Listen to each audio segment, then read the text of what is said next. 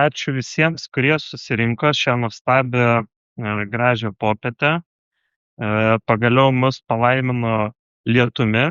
Tikėkimės tiktais, kad tas lietus mum taip pat kaip ir atnešė džiaugsmo, neatneš ir kai kokių liūdesių. Tai šiandien webinaras apie vaizdus ir AI, dirbtinį intelektą. Kitaip negu kad įprastai šiandien dalyvausiu ne aš vienas, bet ir taip pat Mantvydas Benošis iš Žemės ūkio ir duomenų centro. Mantvydai, ar girdi, ar esi čia?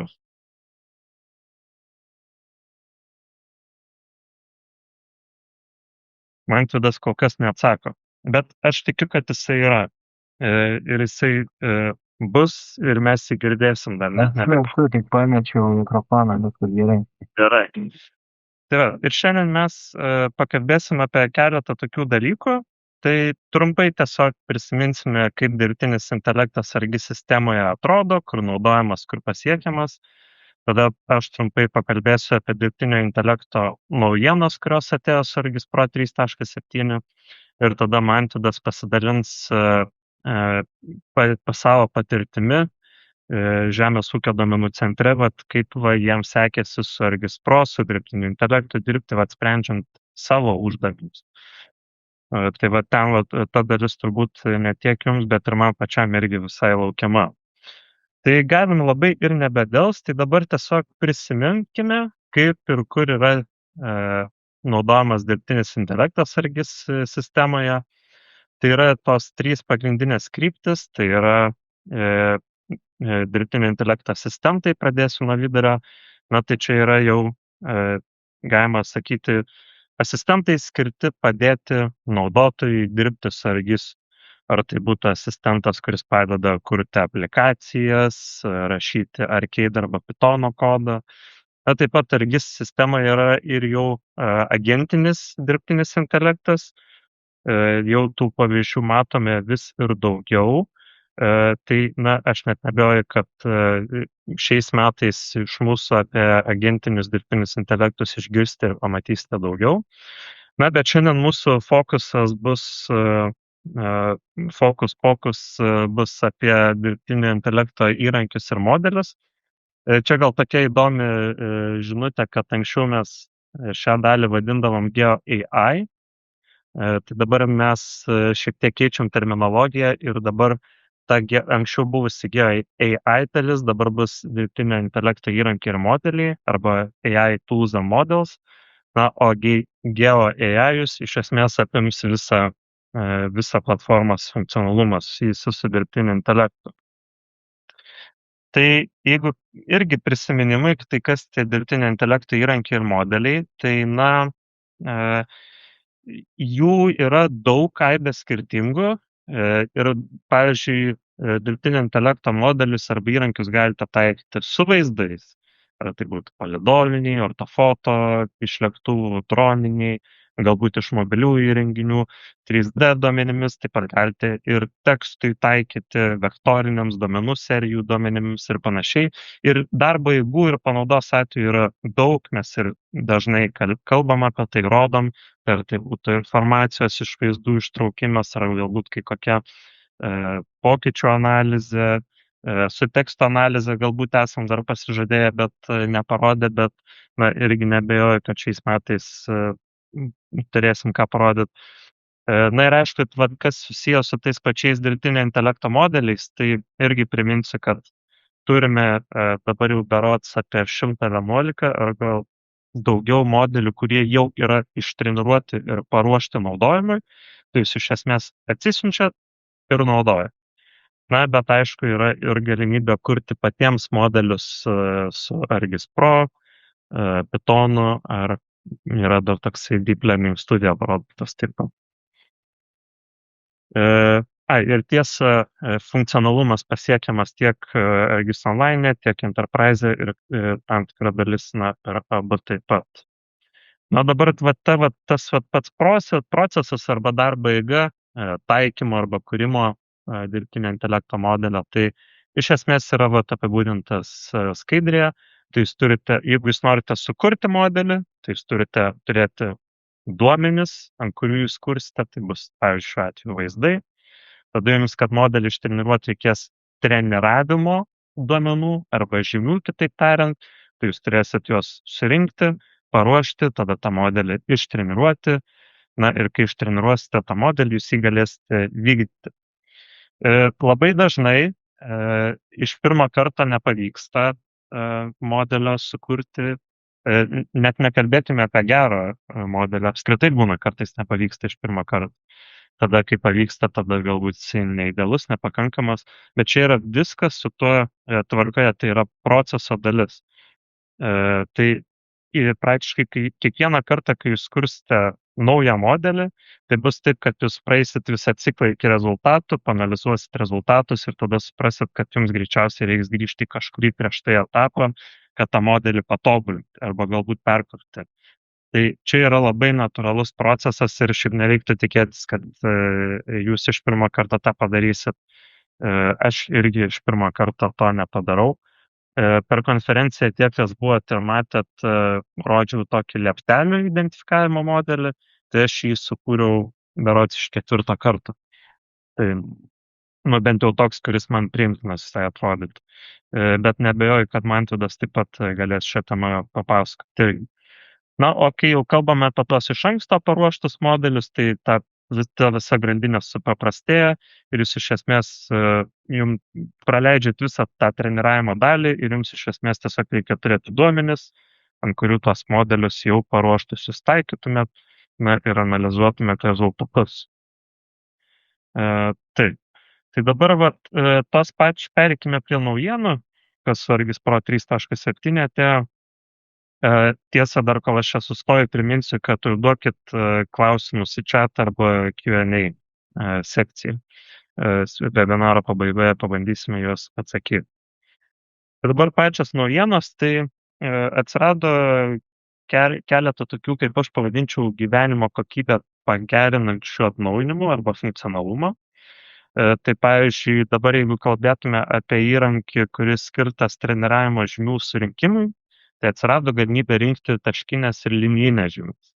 Anksčiau buvo galima tik tais poligono tipo treniravimo žymes rinkti, dabar galima taškinės ir linijinius. Na, o įrankis, kuris įsijungsiu lazeriuką. Na, o įrankis, kuris eksportuoja treniravimo duomenis, tai jis buvo tik minimaliai patobulintas, tai atsirado galimybė paskaičiuoti tokias kaip buferinės tas zonas. Na, tai didesnės teritorijos aplink treniravimo taškus sugeneruoti, negu kad yra. Tai čia kuo tai aktualu turbūt, tai kai kuriais atvejais mūsų treniravimo duomenys gali būti netaškiniai, ar tiksliau ne poligonai, o taškiniai.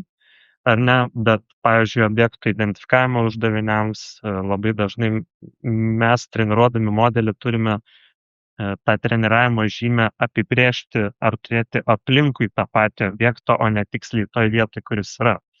Tai šiuo atveju, jeigu jūs turite taškinius duomenis ir iš jų norite ištreniruoti, nežinau, ar medžių identifikavimo, ar statinių, ar kažkokį kitą modelį, tai buferis, jums privalomas, bet kuriuo atveju bus tam, kad jūs geresnius rezultatus gautumėte. Bet ir šis atnaujinimas, visai to ir naudingas tas tuo atveju, kad jums nereikia prieš tai papildomą apdorojimą daryti, o viską turite vienoje vietoje. Tada atsirado dar ir kitas atnaujinimas su treniravimo duomenų žymėjimu, tai yra automatinis toksai žymėjimas remiantis taškiniais duomenimis. Tai vėlgi, jeigu jūs turite taškinį sluoksnį, jūs galite paprašyti, kad dirbtinis intelektas tose vietose, kur yra jūsų taškai, automatiškai susegmentuotų arba išskirtų, apibrėžtų tuos objektus, kuriuos norite identifikuoti. Tai vėlgi, jeigu neturite poligoninio sluoksnio, turite taškinį, tai štai pasiemate ir iš to taškinio sugeneruojat poligoninį. Ir jau galite modelį naują kurti arba pertreniruoti kai kokį. Na ir dar vienas su duomenų rinkimu treniravimui. Tai anksčiau buvo toksai funkcionalumas, štai čia ta pačia, kur mano lazeriukas rodo, buvo galimybė į šį tekstinį lauką įrašyti natūralią užklausą, vieną kažkokį objektą, kurį mes norime, kad dirbtinis intelektas surastų. Jau ten vienas iš anksto ištreniruotų modelių, pavyzdžiui, statinys, automobilis ar dar kažkas, paspausti run mygtuką ir tada tas modelis identifikuotų objektus ir juos iš karto kaip treniravimo duomenis iš esmės įrašytų.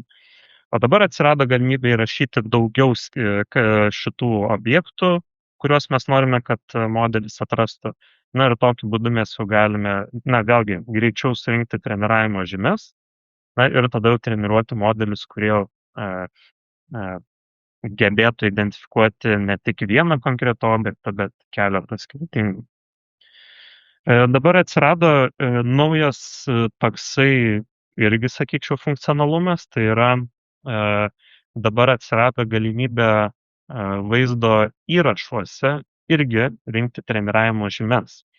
Tai atsirado toksai atidarant jau tą įrankį, kur yra renkamos tos treniravimo žymės, atsirado galimybė nurodyti, kad būtų naudojamas toks video layeris, tai vaizdo įrašo sluoksnis. Mums tada reikia nurodyti tą patį video. Ne visi formatai palaikomi video, bet berods MP4 ir keletą tų, didžiausių yra palaikomi. Ir tada mes paprašome dar, kad Argis Pro, paprašome jo, kad jisai kiekvieną tą kadrą, ar tą vaizdo įrašą sukarpytų tam tikrais intervalais. Ir tada, ką mes gauname tokį kaip ir galimybę kiekviename kadre, arba taip, kaip čia yra sukarpyta pagal mūsų nurodymą, žymėti objektus. Tai, pavyzdžiui, pasibandymai aš čia įsikėliau vieną tokį vaizdo įrašą Argis Pro full motion video tiksliau, kuris palaiko MIS2 standartą, tai turi visus reikiamus metaduomenis. Ir tai, tas vaizdas atvaizduojamas žemėlapį, aišku, aš galiu tą vaizdą įrašą, ir pasižiūrėti tokiam kaip grotuve. Bet tada štai su standartiniu jau treniravimo žymių įrankiu aš galiu žymėti kiekvieną tą objektą tam, kiekvieną objektą, kiekvienoje scenoje, ar nežinau, kaip kadre, turbūt gal reiktų vardinti kiekviename kadre ir tada iš to treniruoti modelį. Ir čia kitą dar pasibandžiau pavyzdį, tai praeitais metais rudenį buvom giliau seminare Klaipėdoj, Klaipėdos viešbuty tam, kur K raidė, ir nusifilmavau aš video, visai gražus vaizdas. Kaip juokelį pagalvojau, įsikelsiu tą video į Argis Pro, per tą patį langą, įsikėliau, man jie atvaizdavo, padalino į kadrus ir aš tai tiesiog iš savo kameros filmuotą video medžiagą aš galiu žymėti tos objektus. Ir treniruoti modelį, kuris ateityje galėtų iš tokių pačių video tokiuose pačiuose video įrašuose identifikuoti tos objektus. Kol kas dar nežinau, kaip tai veiktų jau modelio paleidimo ir naudojimo metu, bet dabar galimybė tokius modelius kurti atsirado. Taip pat buvo patobulintas jau kitas įrankis, tai susijęs su modelio rezultatų įvertinimu. Tai anksčiau įrankis Review Labels and Training Data palaikydavo tik objektų identifikavimo modelius. Tai jūs įsikeldavot modelį ir šioje naudotoje sąsajoje būdavo parodyta, kokie buvo treniravimo duomenys, kokie buvo testavimo rezultatai modelio, koks vidutinis tikslumas ir panašiai. Tai dabar šis įrankis palaiko ir segmentavimo, ir objektų pikselių klasifikavimo modelius taip pat. Taip pat atsirado naujas įrankis Translate Pixels Using Deep Learning. Tai čia aš galbūt labiau pavadinčiau šitą įrankį kaip vaizdų transformavimui skirtą. Tai, pavyzdžiui, jeigu jūs norėtume taikyti modelį, kuris juodai baltus vaizdus nuspalvina RGB spalvomis, tai jūs galite su šiuo įrankiu tą padaryti. Arba jeigu norite panaudoti modelį, kuris dirbtinio intelekto pagalba padidina raišką, tai tą irgi jau turėtume daryti su šiuo įrankiu. Ir dabar aš tokį buvau įdomų scenarijų pagalvojęs ir Čia galbūt net užduotis tokia jum. Pirmas žmogus, kuris padarys tokį sprendimą, kad jis pasiims tarpukario nespalvotus ortofoto vaizdus, juos nuspalvins RGB reikšmėmis, tada su super rezoliucijos modeliu padidins jo raišką ir tada ant to vaizdo dar prasuks kai kokį objektų identifikavimo ir pikselių klasifikavimo modelį, aš jam paspausiu ranką ir kavos nupirksiu. Tai jeigu kažkuris iš jūsų išdris šitą visą grandinę praeiti, tai vėliau parašykit ir informuokit. Taip, dabar atsirado toksai šiek tiek ir naujo tipo, sakyčiau, gilusis intelektas, tai yra angliškai vadinami embeddingai, lietuviškai bandėm sugalvoti, koks terminas tiktų, pasižiūrėjau į Vilniaus universiteto matematikų baigiamosios darbus ir radau, kad jie naudoja terminą įterpiniai, bet kad būtų aiškiau, tai dar pridėjom dirbtinio intelekto, įterpiniai. Dabar kokia čia yra šitų įterpinių esmė? Tai dabar, sakykime, štai turime dvi nuotraukas.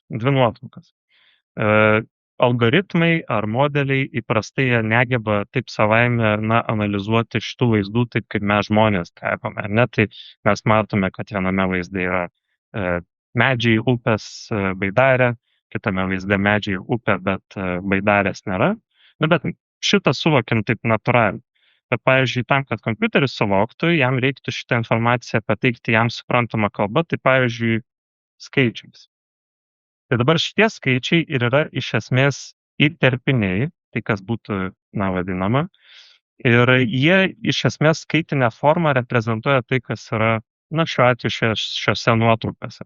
Ar ne, tai kiekvienas objektas tam tikras ar visa nuotrauka yra transformuojama į skaitinę reikšmę ir ši skaitinė reikšmė iš esmės yra, galima įsivaizduoti kaip tam tikri požymiai, kurie apibūdina, kas yra toje nuotraukoje. Ir tada pagal šios požymius dirbtinis intelektas jau gali suprasti, kokią jis informaciją gaudo.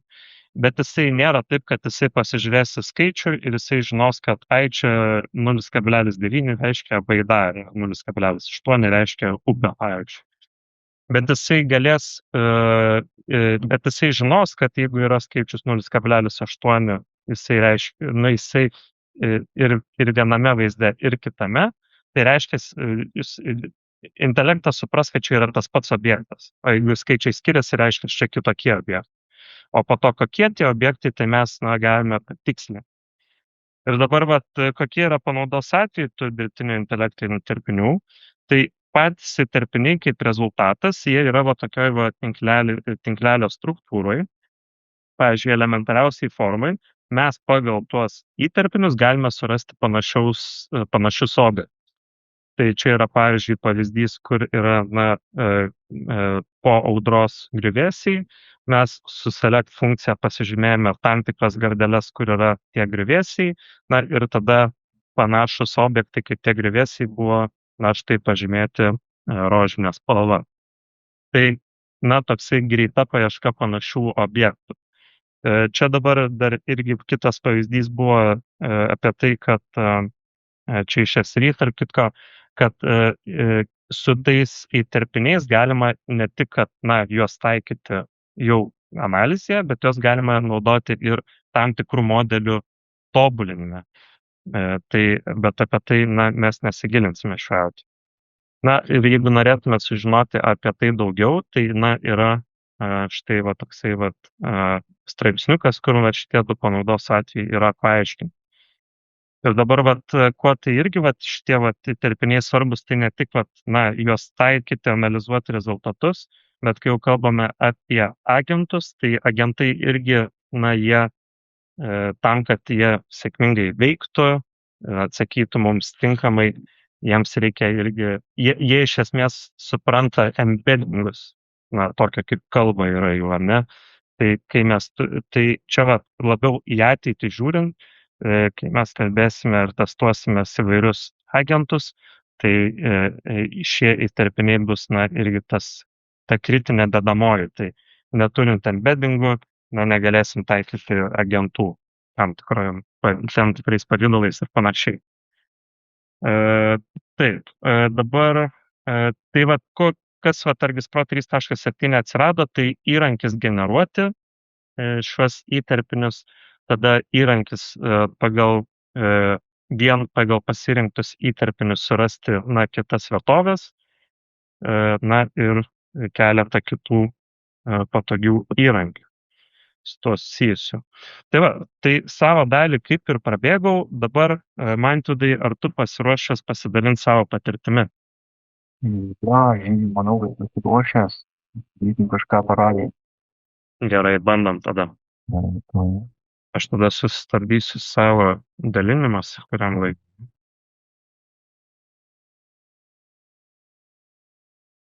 Tamam. Nešėlė, ar šėlė? Taip, aš matau. Ok, tai turbūt visi mato. Tai žygių davė labai nemažai teorijos.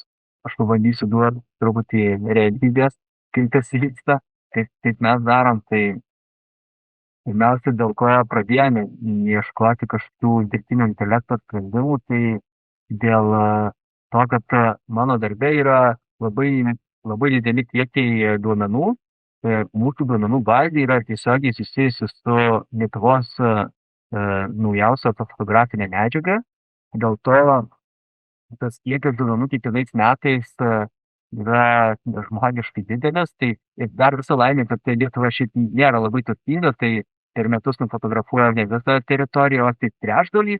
Ir tai sudaro apie 2,2 milijonus hektarų, kuriuos reikia atnaujinti kasmet.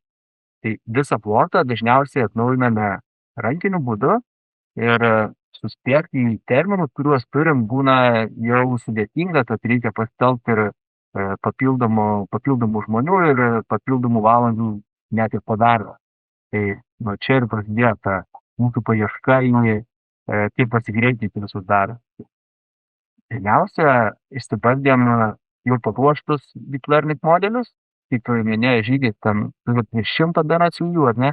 Tai išbandžiau turbūt kelias dešimtis ir čia ekrane matot kelis, kurie man atrodo perspektyviausi ir iš kurių daugiausiai tikėjausi, tai trumpai apžvelgsiu, kaip jie atrodė teorijoje ir kaip realybėje man sekėsi dirbti. Tai pirmas buvo Object Detection with XM, čia yra Object Detection modelis ir jisai ieško objektų pagal tekstinę užklausą. Tarkim, kaip pavyzdė, čia viršutiniai nuotraukai parodyta, ieškojo vandens telkinių, pavyzdį atrodo viskas super gražu, bet pasibandžius šitą patį modelį ant savo fotografinės nuotraukos, jau matom, kad jisai renka ir mažus ariamus laukus, ir namus, ir tuos pačius vandens telkinius, kaip kažkokį vandens objektą. Tai dėl tokių klaidų mes turėjom atsinešti šį modelį ir negalėjom taikyti to darbui. Tada dar labai patraukliai atrodė sekantis modelis, kuris dirba su sentinelio ribom, tai yra Agriculture Field Delineation. Galvojom duoti jam sentinelio nuotrauką ir jis jau išbaišys dirbamųjų laukų ribas, jau kažkokio darbo atsimėsiai tada. Tai pavyzdį, kaip ir matot, viskas kvadratiška, gražu, ten vienas kitas kreivesnis blokas išpieštas, bet padalus vėl Lietuvos teritorijos sentinelinį vaizdą, matosi, kad tie laukai kaip balas ir panašiai taip ir braižo, belėta benokur. Irgi jau netinka, neatsimetėm ir šitą. Ir dar vienas, kuris neblogai atrodė, tai buvo High Resolution Land Color Classification. Irgi teorijoje viskas gražu, faina, bet pasileidus ant fotografinės nuotraukos mūsų, pastebėjau, kad tai ant pievų piešia vandenį, ant miškų piešia pievas, ant ramių laukų piešia dar kažką ir irgi nelabai tinka. Tiesa, šitas modelis turi vieną neblogai veikiantį dalyką, tai labai gerai renka statymų. Tai iš esmės patį galima pasinaudoti, tarkim, ieškoti bijom tik namų, ne papildomų dar ten tų objektų, kaip keliai ar vandens telkiniai. Su namais jis dirba labai gerai. Tai jau supratom, kad su tais paruoštais modeliais, kurie yra Linux atlase, turbūt nieko nepešim, pradėjom galvoti, kaip pajudėti mums į priekį su kažkuo kitu. Tai vieną dieną be YouTube'inant radau pamokėlę, kaip susikurti savo deep learning modelį. Ten mokino, kaip ant kelio rasti žymėjimą, ten kelių rodiklių berods su detect objects modeliu ieškoti kelių ženklinimo.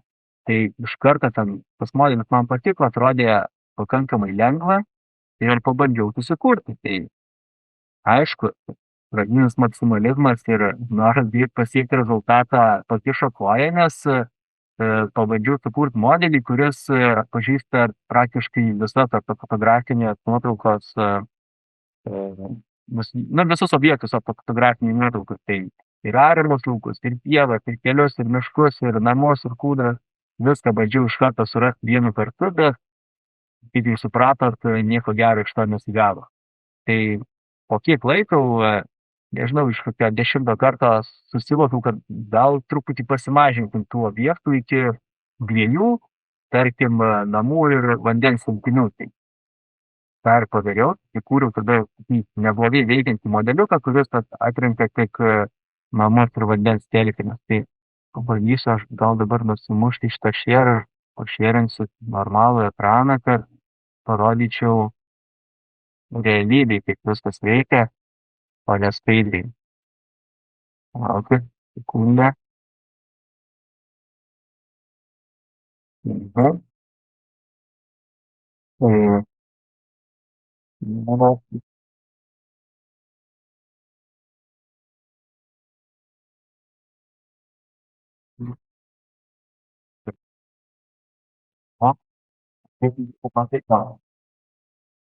Aš matau.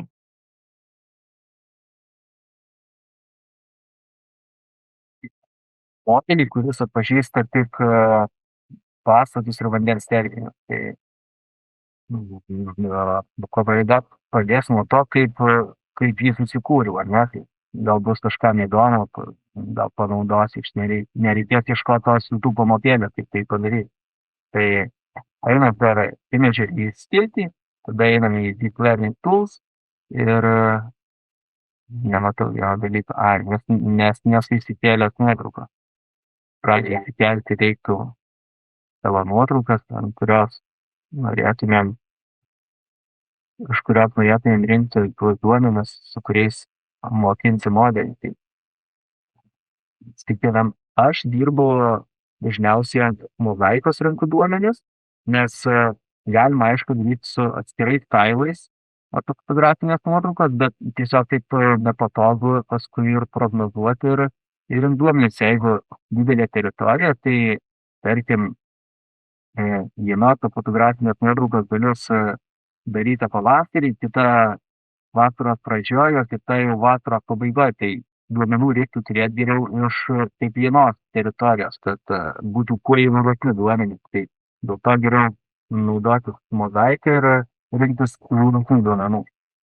Tai, kaip sakiau, kaip pasikūriau tą modeliuką, tai imagery, deep learning tools ir yra toksai pasirinkimas label objects for deep learning. Čia pasirenkam mūsų nuotrauką, tą mozaiką, spaudžiam OK. Iš esmės, nieko sudėtingo nėra, tiesiog čia pasirinkam pliusiuką, pasirenkam, kad norėsim sukurti modelį, kuris ieškos, tarkim, namų, tų pačių, kurių aš turiu sukūręs. Pasivadinam namų, nusirodam kažkokią skaitinę reikšmę, kurie atitiks mūsų namus, tarkim, vienetukas. Čia galime spalvą prisidėti, galime prisidėti aprašymą ir taip toliau. tą mes praleidžiam, spaudžiam OK ir prisizūminus jau prie kažkokios teritorijos, kur yra mūsų objektai, galime paimti taip paprastai ir susižymėti tuos visus užstatytus objektus. Tai pririnkus OK, tai, šiaip konkretaus skaičiaus nėra, bet aš mokinau, man atrodo, gal bent su 5000 pavyzdžių, nes tiesiog tuo modeliu daugiau turėjo skirtingų pavyzdžių tuo modelį bus tiesiog lengviau ir atpažint tuos objektus. Aš Tai man tada į klausimą iš jo. O tu štai taip ranka visus braižei, ar tau ir kolegos padėjo, ar galvojat, gal kai kokius GRPK duomenis ar panašius pernaudot? dirbau rankiniu būdu, tai iš esmės žiūrėjau. Labai fainai, tokie duomenų bazė, kur visi kokie atskirai sužymėti, bet dėja neturim. Pas mus užstatyta teritorija, žinoma, kaip vienas bendras objektas, tai čia jau buvo problema man, nes reikėjo, kad, tarkim, kad tik namus atpažintų, tai turėjau kiekvieną ranką išsibraižyti. Tai čia buvo sunkiausia dalis. Vėliau tik lengviau. Tai jau turime nemažai objektų pasirinkę, tada spaudžiam atportrinį ir čia galime nusirodyti, kokio dydžio tailus mes norime sukurti modelį, kad jis iš jų mokintųsi. Tai aš naudoju didesnius 512 pikselių, kad modelis matytų daugiau aplinkos ir būtų jam lengviau atpažinti. Tai tie 512 pikselių atitiktų apie 102 metrus mano fotografinės nuotraukos. O ta fotografija yra apie 20 cm tikslumo, tai susidauginus su 512 ir gaunam tą 102 metrus kažkur. Čia straidį yra persidengiamas, tai persidengia, tai darom bent jau pusę aš darau. Ir šiaip iš esmės viskas. Dar čia pasirenkam, kokį formatą norim, aš renkuosi RCNNS ir ralinam. Taip gaunam jau paruoštus duomenis modelį motyvų. Čia aš bent irgi įsiterpsiu, tailų dydis, kur yra, tai čia galime įsivaizduoti taip. Tokia kaip taisyklė, jeigu norite didesnius objektus identifikuoti, tai geriau tada didesnį, tą dydį nurodyti, jeigu šiek tiek mažesnius objektus, tai mažesnį. Bet čia nėra universali tokia taisyklė, bet čia kaip tokia dešinės rankos galite. tą įrankį paleidus, jisai sukuria tokį folderį, kuriam būna padėti duomenys. Kaip sakiau, tos nuotraukytės visos sukuria nuotraukas, iš kurių vėliau modelis mokinasi. Tai tos nuotraukos būna maždaug taip atrodo ir kiekvienai nuotraukai yra po jūsų pasirinktą objektą. Čia yra duomenys vandens telkinių, tai kiekvienai nuotraukai yra po bent jau dalelę, tarkim, vandens telkinį, ar ne? Čia kažkuria turbūt yra vanduo, tik aš nematau. Čia. Žodžiu. Taip pat, tada, kai jau turim duomenis, galim pasileisti modelio mokinimą. Tai vėl per imagery, deep learning tools ir pasirenkam train deep learning model. Čia galima dirbti su automatiniais parametrais, bet kaip aš darau, tai darau, kad savo vis rodau. Tai pasirenkam ir spaudžiam ne. Tuo atsiprauk. Čia aišku, kažkiek reikia luktelt visada, kad verta. Pasirenkam tą folderį, kuriam yra mūsų paruošti duomenys. Čia vėl reikėtų šiaip palaukti, kol visas pasiims iš to folderio nustatymus, kuriuos pasirinkom. Aš tada tau turiu dar kitokį klausimą. Šitą laukiam. Per konferenciją, kai pranešimą daryti, minėjai, kad prieš naudojant Argisproj jūs dar ten kažkokius kitokius įrankius naudoja. Tai ar jūs ten, nežinau, tiesiog Pythonu programavot, ar kaip ten? Pas mus darė programeriai, tai iš esmės darė kažką su Pythonu darė ir dar su viena kalba darė, bet nieko gero nesigavo. Užtruko ilgai, laukiam daug dienų, kad padaryt, bet galiausiai gavosi, kad patys darė. To Argiso.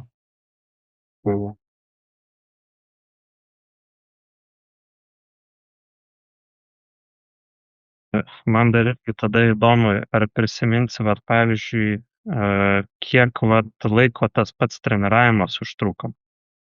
Valandą kažką. Galim ir pailgėjo, užtruko. Bus kažkur.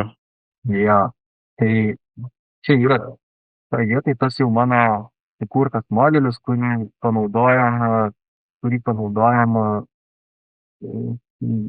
kažkokių blokų atsimetimų ir atsirinkimų, ne, mūsų duomenų bazė. Tai galima pasižiūrėti, kiek laiko truko mokinimas, tai viena epocha trukdavo apie 40 minučių. Šitam modeliui sutruko 50 epochų, nors iš esmės tiek nereikėjo. Aš buvau pamiršęs pažymėti tokią vieną varnelę, kur sustabdo modelį, kai jis jau nebetobulėja. Tai kiek žiūrėjau, tai berods ties 35 epocha jau būtų buvę gana, nes modelis jau čia buvo beveik suaptitę, kur jo tikslumas buvo beveik 86% šitoje vietoje, Irish Precision. Toliau jisai tik stumdėsi pirmyn atgal, tai iš esmės ties 35 turbūt būtų užtekę, būčiau sutaupęs beveik 15 valandų.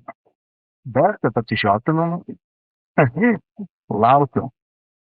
Kaip tik susisuko šitas dalykas. Tai, kaip ir sakiau, epochos yra, galima nusirodyti jų šiek tiek daugiau, tiesiog gal net pasakys, kas yra tos epochos. Tai tiek kartų modelį peržiūrėt tas jūsų visas paduotas nuotraukėlės, kurias sukūrė prieš tai, ne?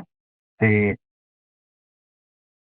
kad nebūtų taip kaip man ir nelaukime papildomas 15 valandų, nepamirškit užsidėti šitos varnelės, kuri būna uždėta automatiškai, kaip aš ją braunėlę, kaip suprantu.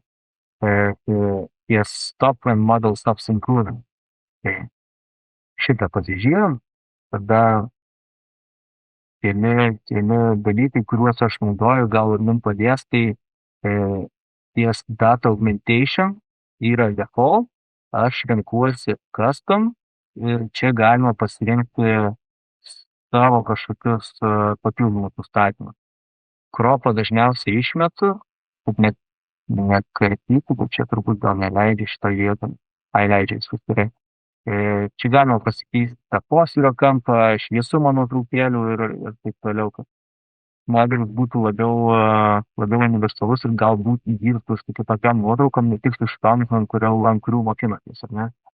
Tada dar patartina pradžiai pasibandyti gal su silpnesniu backbone, tai tas VSNet 50 yra, manau, pats tas pradžiai.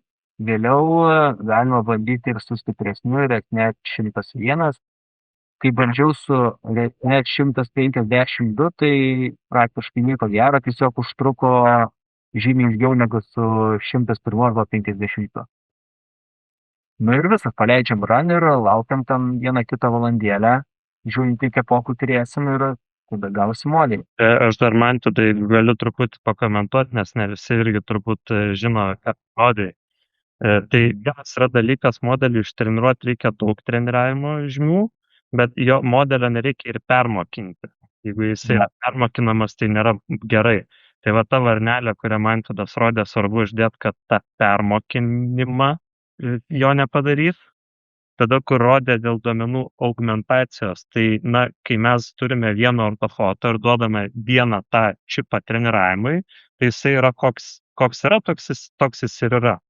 Bet realybė atlikus vaizdą kitą dieną su kitokiu jutikliu ir panašiai, jisai gali būti šviesesnis, tamsesnis iš kitokių kampų ir panašiai.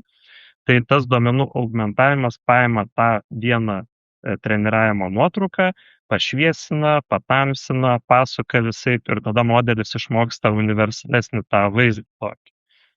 O tada, kur rodė tą irgi sąrašą, ten backbone tie vadinami, arba modelio architektūros, tai tenais yra iš anksto tokios sukurtos modelio kaip ir architektūros vadinamas, ir irgi, ką man tada užsiminiai, pačioj pradžiai gal nereiktų pradėti nuo labai didelės ir sudėtingos architektūros, kuri ilgai treniravimas užtruks ir panašiai, o galima turbūt pradėti nuo paprastesnio. Tai aišku, čia yra daugiau gylio, pasiskaitimo ir visa kita, bet taip, užsičiaupiam.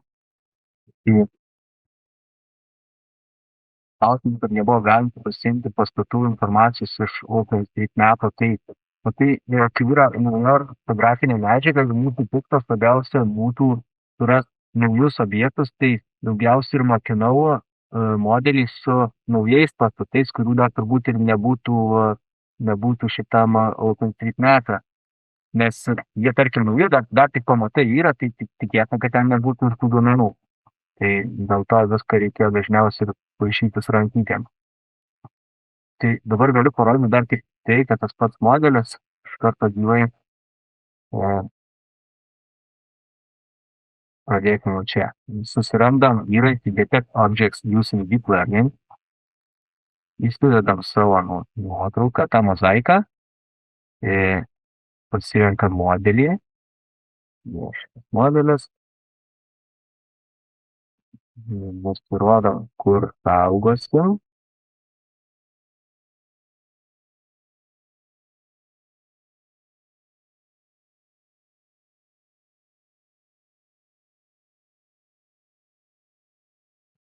Pavadinimus pas mane labai sunku folderių, tai šitą nusimokinkit iš mano. Bet paskui aš jau pats irgi nieko neatsirenku. Tiek folderių prikurta, kad aš pati tiesiog ištrinu senus, nebeatsirenku. Ne. Tai tada, gal pradėkime nuo čia, kad nepamiršti. Nusirodom teritoriją, kurią prognozuosim, kad nelauktų 100 valandų, nusirodom mažesnį plotą. Tada čia nusirodom, kad dirbtų su vaizdo plokštė ir nusirodom su vaizdo plokštės numerį. Tai tą numeriuką turbūt galim sužinoti per komandinę eilutę, čia pasirašę. Tai šitaip, tada backside'as, tai kuo didesnis, tuo greičiau veikia. Tai žygis gal pakomentuot, kas tiksliai yra tas backside'as, bet Čia galima įsivaizduoti, kiek vienu metu gardelio apdorojimą galima. Kuo daugiau, tuo greičiau, bet kuo daugiau, tuo ir daugiau atminties ir išteklių reikia. Jo, ir padarysi per daug, tai tikėsime, kad nusilauši tiesiog. Tai 32 yra mano riba, daugiau nebegaliu.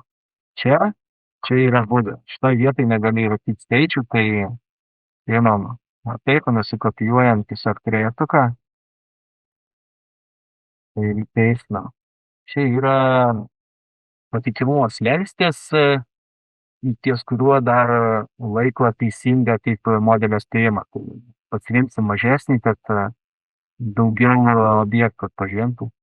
Ir viskas, jau čia spaudžiam. Čia, aišku, papildomai galima dar įsijungti test time augmentation, kad dar labiau atpažintų tuos objektus, bet nepasakyčiau, kad verta, tiesiog irgi daugiau laiko užima, bet naudos nepasakyčiau, kad daugiau. Tiesiog raninant, turėtų šiaip pakankamai susisukti didelis plotas. Čia dėl to test time augmentation, tai čia kaip kada žinok. Ten kai kurios iš tų iš anksto paraštų, tai jisai padeda. Tu žinai, kadangi čia ištreniravai ant tokių duomenų, ant kurių tu ir naudoji, tai jisai papildomas naudos daug neatneša.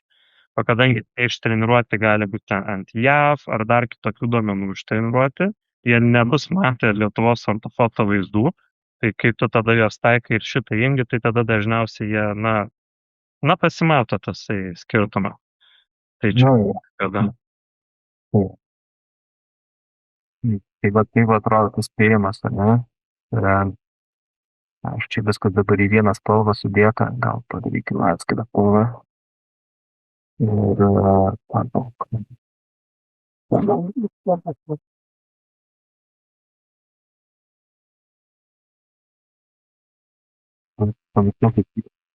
man atrodo, aš jau negu pamenu. Tai, jo, viskas, okei. Dabar vanduo žalias, pastatai oranžiniai, rožiniai. Bet, kaip matot, tas patikimumas toksai, vieno kito net pažįsta, bet ir kaip ir sakiau, kodėl, nes daugiau mokinau su naujais pastatais. Čia, kaip matot, didžioji dalis net pažinti yra seni tie ilgi stogai. Mano tikslas buvo surasti daugiau naujus pastatus. Tai yra, iš esmės, šitą modelį jau pamiršau. Nes jisai, parodžiau kaip dėliau, bet jisai jau nenaudotinas. Nes pasižiūrėjau, kaip jisai dirba žymiai ilgiau negu Classified Pixels modelis. Ir jo tikslumo, kad ne pats geriausias. Tai viską, ką dabar rodžiau, galit pamiršti, dabar parodysiu, ką dabar darau. Nepamirškit viskas gerai. Nu, gal panaudokit, aišku, aš nebenaudoju.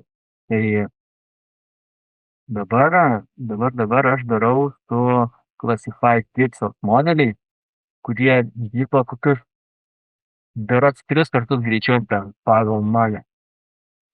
Tai jų ir duomenų paruošimas šiek tiek paprastesnis, nes čia jau mažiau yra rankinio darbo. Tai rankinio darbo mažiau ir tiek. Tai gal iškart parodau, kaip jie dirba. Tai tada gal rezultatus turi, nes čia turbūt įrankį, na, iš esmės čia labai daug ką ir nekonfigūruoja. Ar tu čia gyvai paskaičiuosi? Gyvai paskaičiuosiu. Gerai. Jau mūsų laikas, ane? Dar kalbėti. Čia šiaip greitai, žinai. Greičiau negu šitą. Tai O patikrinai ant šitos teritorijos veiks? ne, netikrinu, bet tikiuosi, kad veiks. Gerai. Čia šitas modelis dabar yra dar su papildomai ne tik, kad su namais ir vandeniu, bet dar papildomai pridėjom du medžius. Tai dar geresnis, bet dar ir greitesnis. Tai gal galima nusirodyti teritoriją plius minus.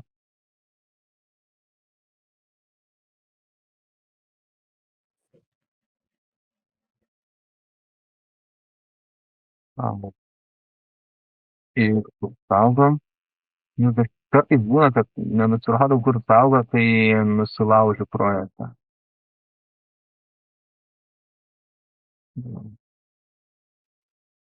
Čia kaip ir sakiau, su pavadinimu tam blogai, tai matot, kad tas pavadinimas toliau. Galim šiaip pasižiūrėti, ar tik resursų ima mano vaizdo plokštės.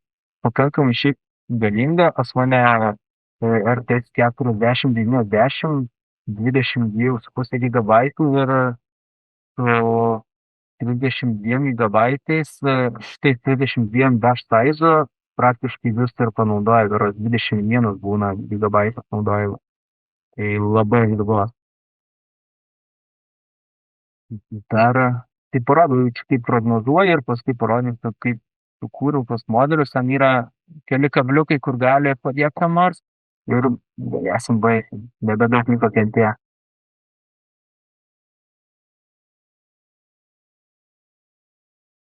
Tai dabar dar kol čia vat sukasi, aišku, greit pasuks, tai kiek jums laiko sutaupė, nes pranešime per konferenciją sakėt, kad ten kelias dienas ar valandas tenai sutaupė. Apie 80 dienas sutaupėm, nes kol susikūriau modelius, jau apie pusę ploto jau buvom pasitaisę senuoju būdu rankiniu, tai kol pasidariau, tai liko tik 8 dienos sutaupyta. Bet irgi neblogai, mums padėjo. Tai Classified Pixels modeliai daro ne atributinius objektus, o rastrinius. Tai gal, kad būtų patogiau, ar galima pasidaryti, kad būtų poligonai, ne rastrai. Ir gauti rezultatai čia ir iškelė, kad gautumėm plotinius objektus, būtų truputį lengviau žiūrėtumėms juos.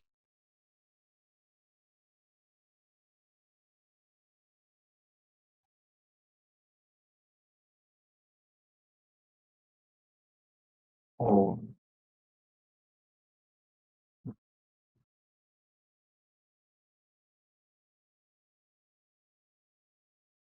dabar šitie modeliai, kuriuos naudoju, tai aš jais žiauriai patenkintas.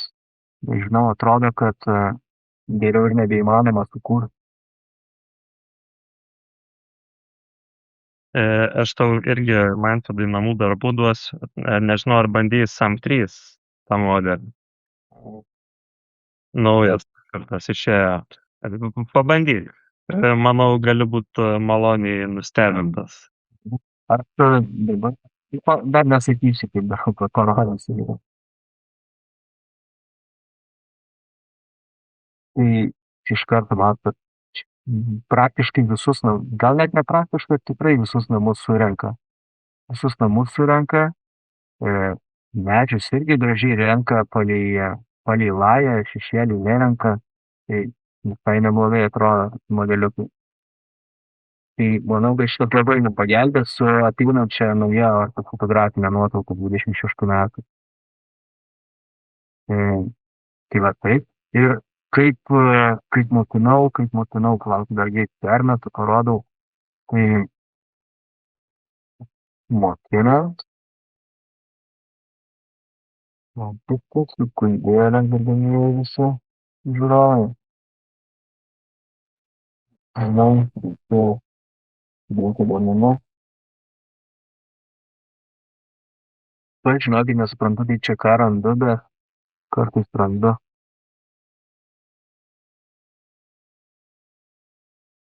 Tai dabar, tiksliau seniau visą darydavau su DeepLab V3, o dabar naudoju šitą NM segmentation. Nežinau, tu žygį bandęs, nebandęs, bet atrodo, kad daro stebuklus jau man. Aš negalėčiau pasakyti, kad turiu patirties. Aš žinau, kad UNETA visai sėkmingai naudoja klasifikavimui. Šitą? Jo. Ne, man jis labai nežinau. Tai va šitą renkuosi NM segmentation ir čia galima šį pasirinkti konkretų modelį, bet šitas defaultinis Math to Corner yra labai gerai. Aišku, jis ima daugiau resursų, tai bet size 8 be šansų, su 4 dar vos telpu. Tai va, ir jaučiu aš tiek daugiau, kad nieko ir nebepapasakosiu. Gerai. Pradėčiau kartotis tada. Taip, tai matau, kad jau seminaro apibendrinimo apklausa paleista. Tai kol jūs atsakinėsite į klausimą, aš dar noriu 2 sekundės į skaidrės tiesiog sugrįžt. Greitai tiesiog atimsiu ekraną. Tiesiog, kad irgi va tuos paskutinius akcentus sudėt, tai viską, ką Mantvydas iš esmės pasakoja, va šiandien jisai buvo pas mus ir konferencijai papasakojo, tai kas norės jo pranešimą perklausyti, tai yra patalpinta mūsų YouTube kanale, čia yra QR kodo nuoroda. Šitas įrašas bus irgi YouTube'ai, tai QR kodus tada ir iš ten galės nuskaityti. Taip pat mes irgi per konferenciją keletą pranešimų skirtingom tematikom, kaip naudojam jau esamus modelius, kaip naujus treniravom, irgi pasipasakojom, tai irgi pasižiūrėkit ir pasiklausykit.